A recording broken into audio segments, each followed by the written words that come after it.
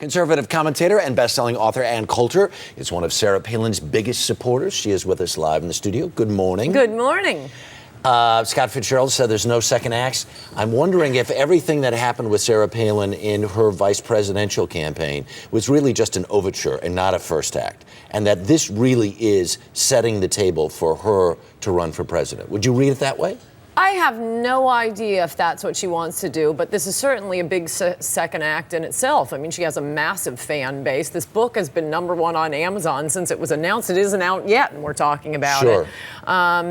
So she has a popular appeal. I'm sure she'll campaign for other Republicans if she wants to run for office in 3 years or 11 or 15. Who knows? You don't have a gut check that says this is really about her rise to national prominence? Oh, she has national prominence. Right, but as setting some sort of a foundation for a run for the presidency?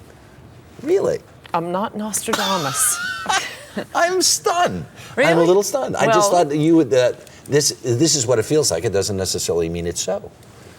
I think she's right now. We just see her promoting this book and having massive. I mean, she sends out a Twitter post on the death panels, and suddenly that's all everyone's talking about, and it gets the death panel kills. That's a little Twitter post when she's just sitting in her kitchen. She has massive influence. What she does with that, I don't know. Right. Some of the things in the book are pretty interesting, and she says she was billed $50,000.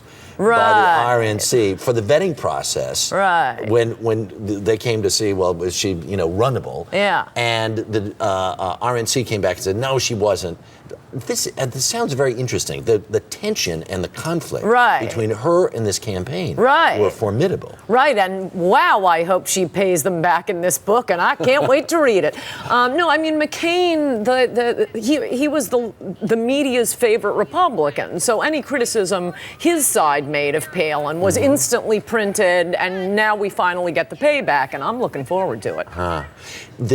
It's interesting because she represents a kind of orthodoxy within the Republican Party, right?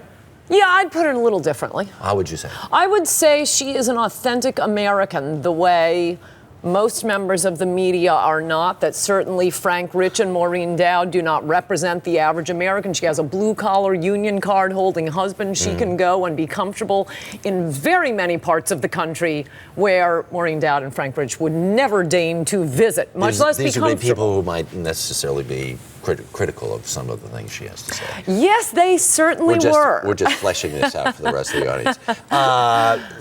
And my question is, though, in the end, does she represent, and her philosophy and her, say, support base, does that represent the future of the party? It's certainly a part of the future, but I mean, it's not like I'm supporting her for president. I don't know who our president is going to be. I don't know if conservatives do. I think she is a very powerful voice for conservatism, and wow, she has a lot of appeal out in America. And the camera loves her. I mean, I think that has a lot to do with the hatred for her. I think any liberal male took his life in his hands for saying, well, I'd never vote for her, but boy, she's attractive. Whoa. All right, last but not least, guess whose book is out in paper?